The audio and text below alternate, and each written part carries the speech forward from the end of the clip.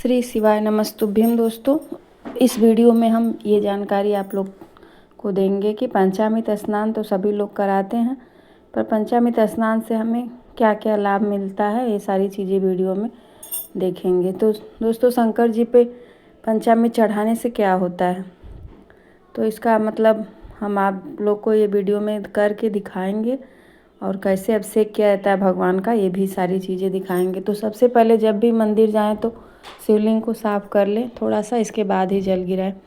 तो पंचामृत सबसे पहले अभिषेक देवताओं में ही प्रकट हुआ था। तो वो अभिषेक जो ये प्रकट हुआ, वो किससे प्रकट हुआ, तो भगवान शिव से ही प्रकट हुआ। भगवान शिव का ही मतलब 5 चीज़ों से अभिषेक मूल माना गया है, जैसे दूध, दही, घी, पंचामृत, मधु, शक्कर।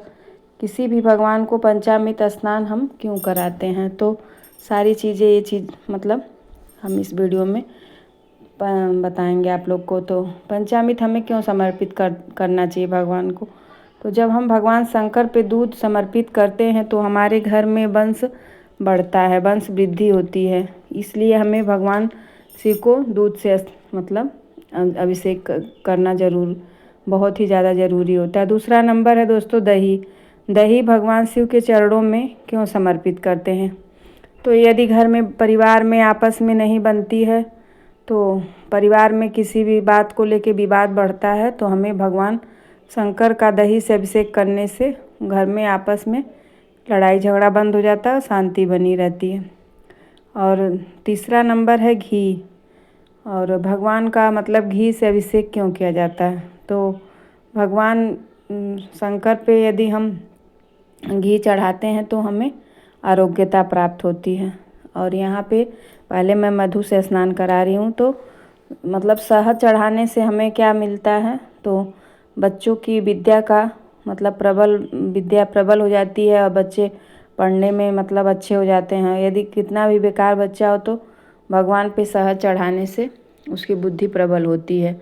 और जो भी आपके घर में यदि बच्चा पढ़ाई में बहुत ही ज़्यादा कमज़ोर है, तो उससे भगवान शिव का मतलब शहद से भी अभिषेक कराने से और उसका बुद्धि जो है दिन पे दिन मतलब प्रबल होती जाएगी, बढ़ती जाएगी। तो इसलिए हमें भगवान शिव को मधु से भी स्नान कराना बहुत ही ज़्यादा ज़रूरी है। और इसके बाद दोस्तों फिर हम जल चढ़ा के भगवान का शिवलिंग साफ़ कर लेंगे। और इसके बाद घी। तो घी जो एक ऐसी चीज़ है जो हमें आरोग्यता प्रदान करती है। तो भगवान शिव पे हमें मतलब यदि घर में बहुत ज़्यादा परेशानी है, तो हमें भगवान को घी से, यदि हमको मतलब खुद का शरीर यदि बहुत ही रोगीला है, रोग से भरा हुआ है, तो ये सारी चीज़ हमें भगवान शिव का अभिषेक करने से, घी से अभिषेक करने से रोगों से मुक्ति मिलती है। तो घी से अभिषेक यदि करेंगे तो हमें रोगों से मुक्ति मिलेगी। और हमें मतलब कोई भी मतलब बहुत बड़ी बीमारी लग गई है तो हमें आरोग्यता प्रदान करना है, तो भगवान रोगों से मुक्ति पाना है, तो भगवान शिव का घी से अभिषेक करना चाहिए। तो शक्कर क्यों समर्पित करते हैं, तो शक्कर समर्पित करने से भगवान को बहुत ज़्यादा मिठासपूर्ण होता है। इसलिए शक्कर जब हम समर्पित करते हैं तो हमारा व्यवसाय, व्यापार और जो भी हमारा है वो धीरे धीरे आगे बढ़ने लगता है, और हमारे हमारे घर में कोई भी चीज़ की दिक्कत नहीं होती है। तो हमें भगवान शिव को शक्कर से इसलिए स्नान कराया जाता है, व्यवसाय में वृद्धि के लिए। और शक्कर समर्पित करने का एक कारण हमारा जो मतलब व्यवसाय रुका हुआ है वो धीरे धीरे करके चालू हो जाता है। तो ये सारी चीज़ें भगवान शिव को 5 चीज़ चढ़ाने से हमारे आधे से ज़्यादा कष्ट खत्म हो जाते हैं। इसीलिए हमें पंचामृत से भगवान भोलेनाथ का अभिषेक यदि हम डेली नहीं कर पा रहे हैं, तो सोमवार हुआ, शनिवार हुआ, प्रदोष हुआ, एकादशी हुआ, पूर्णिमा हुआ, ये मेन तिथियों पे भी हम पंचामृत स्नान यदि भगवान को करा रहे हैं, तो हमारी घर की स्थिति धीरे धीरे बदलने लगती है। इसलिए हमें भगवान का अच्छे से मतलब अभिषेक करने के बाद फिर उनके शिवलिंग की थोड़ी सी सजावट कर देनी चाहिए, उनका श्रृंगार कर देना चाहिए। इससे फिर आप देखेंगे कि धीरे धीरे भगवान शिव आपका हाथ कैसे पकड़ लेते हैं। और यहाँ पे मैंने 5 चीज़ से अभिषेक करा के आप लोग को दिखा दिया है। इसके बाद भगवान की मतलब थोड़ा सा सेवा पूजा और हो गई है। फूल पत्ती और जो भी है उसको भी चढ़ा दिया है। यहाँ पे मतलब 3 मूर्ति और है, गणेश भगवान की, लक्ष्मी माता और कार्तिकेय महाराज।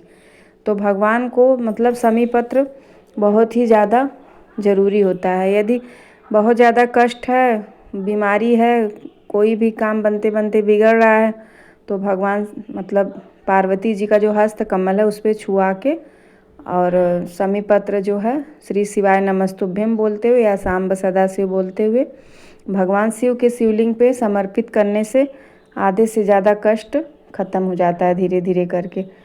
और शाम के टाइम में एक दीपक भगवान के मंदिर में ज़रूर जलाइए। और कितनी भी ज़्यादा दिक्कत परेशानी गरीबी है तो भगवान शिव ही ख़त्म करेंगे और कोई नहीं करेगा। तो इसलिए हमें भगवान की पूजा में निरंतर लगे रहना चाहिए। और यहाँ पे नंदी भगवान हैं तो उनको भी पूजा हमें, उनको भी 1 लोटा जल और उनकी पूजा सेवा हमें ज़रूर करनी चाहिए।